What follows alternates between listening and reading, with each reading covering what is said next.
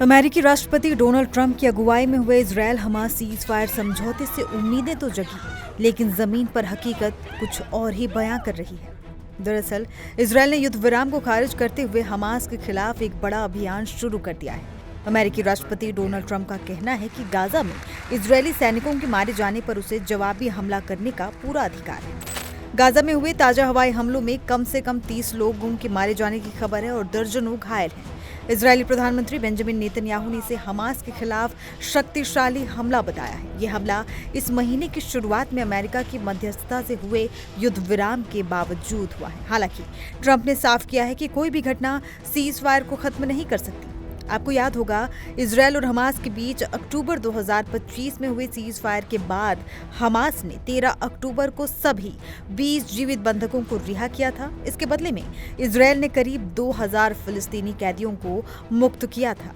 अब सवाल ये उठता है कि इजरायल और हमास के बीच ये सीज फायर आखिर टूटा क्यों? दरअसल ये युद्ध विराम शुरू से ही अविश्वास की बुनियाद पर पनपा था। 20 जीवित बंधकों की रिहाई के बाद जब मृत बंधकों को छोड़ने की बारी आई तो इजरायल ने आरोप लगाया कि हमास ने उसके नागरिकों के शत विक्षत शव सौंपे, जिसे उसने समझौते का स्पष्ट उल्लंघन बताया।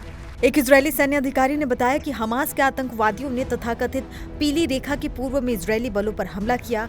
ये रेखा गाजा के इजरायली कब्जे वाले हिस्से को शेष क्षेत्र से अलग करती है।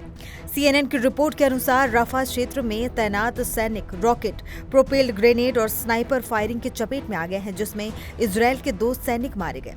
हालांकि हमास ने इन हमलों में हाथ होने से इनकार किया है। इसके बाद दोनों पक्षों के बीच सीज फायर टूट गया। हमास के हमले के बाद इजरायली रक्षा मंत्री इजराइल कॉट्स ने चेतावनी दी कि इजरायली रक्षा बलों को निशाना बनाने के लिए हमास को भारी भरकम कीमत चुकानी पड़ेगी। कॉट्स की टिप्पणी के तुरंत बाद गाजा सिविल डिफेंस ने गाजा शहर के अल सबरा इलाके में एक इजरायली हवाई हमले की खबर दी।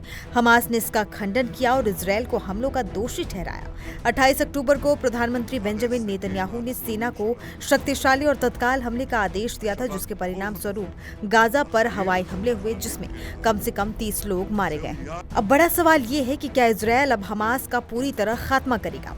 भले ही ट्रंप कह रहे हो कि सीज फायर अभी भी कायम है, लेकिन इजरायल ने हमलों की नई खेप में गाजा पट्टी पर जबरदस्त अटैक किए हैं, जिसमें 30 लोग मारे गए।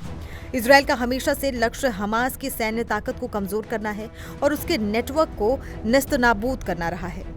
इजरायली नेतृत्व लगातार बयान दे रहा है कि अगर हमास ने सीज फायर या शांति की शर्तें नहीं मानी तो उसका पूरी तरह सफाया किया जाएगा।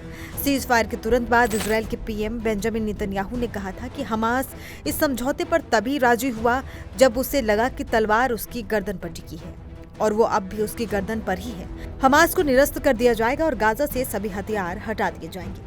सैन्य जानकार मानते हैं कि अगले दिनों में इजरायल और भी आक्रामक हो सकता है। नेतन्याहू की कैबिनेट हमेशा से ही हमास के खिलाफ कठोर कदम उठाने की समर्थक रही है। इजरायल के वित्त मंत्री बेजलेल स्मोट्रिच ने हमास के लगातार उल्लंघनों के जवाब में बदले में रिहा किए गए फिलिस्तीनियों को फिर से गिरफ्तार करने का आग्रह किया था। वहीं इजरायल के राष्ट्रीय सुरक्षा मंत्री इतामार बेन-गवीर ने कहा कि इसका सही जवाब हमास को पूरी तरह से नष्ट करना है। बहरहाल हमास और इजरायल के बीच की ये दुश्मनी अब किस तरफ जाएगी, इजरायल कितना आक्रामक होगा, ये अब काफी हद तक अमेरिकी रुख पर निर्भर करता है और ये आने वाला वक्त ही बताएगा।